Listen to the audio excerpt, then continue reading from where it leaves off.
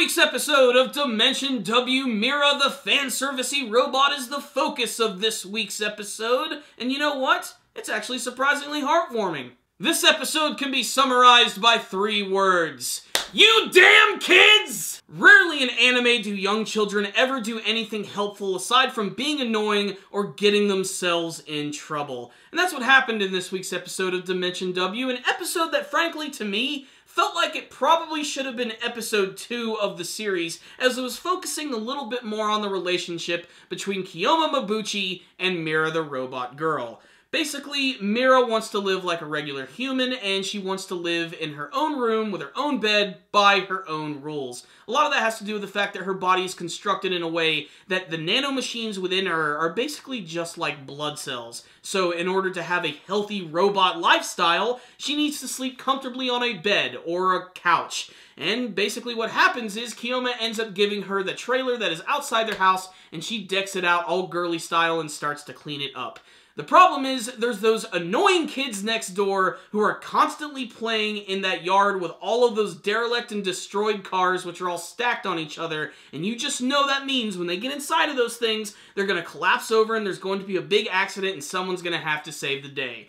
The person saving the day, of course, is Mira, because Kiyoma is out on business, and Mira ends up losing her head in the process, which I imagine at the time could have probably made those children piss their pants. Probably a really horrifying thing to see, but they actually do realize that she is a robot. She makes a quick escape with her head in tow, and makes sure not to get seen by New Tesla or any of the police. Now, it's already been firmly established that Mira is a robot, but she's not a normal robot. She's like on the borderline of cyborg and android, and I know a lot of those words are practically synonyms for each other, and there's going to be sci-fi geeks who probably tell me in the comment section below that no, they're not, but at the end of the day, she is some sort of like half-human, half-robot type character. It's weird. I don't know. She just displays so much emotion. And yes, it is kind of weird that she's still able to hold her own head, but since she's a robot, she's able to get put back together.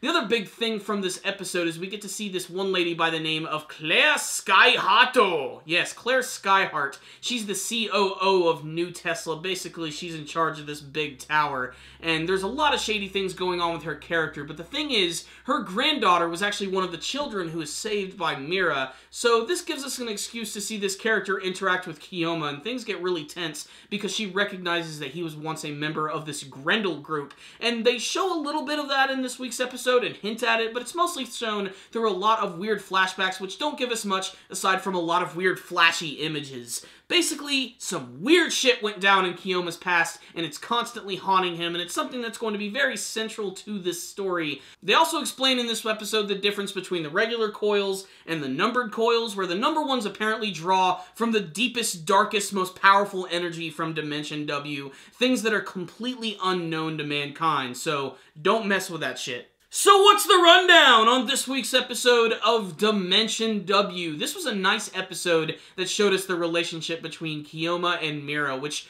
really didn't even evolve all that much in this episode. I mean, 90% of the time when Mira is actually talking back to Kiyoma, he either never responds or just decides to just ignore her completely. And I do believe that Kiyoma himself is being influenced by Mira just a little bit. Otherwise, he actually wouldn't even give her the time of day, allowing her to move in and change things the way that she would want to. It's just he's not being very out loud about it.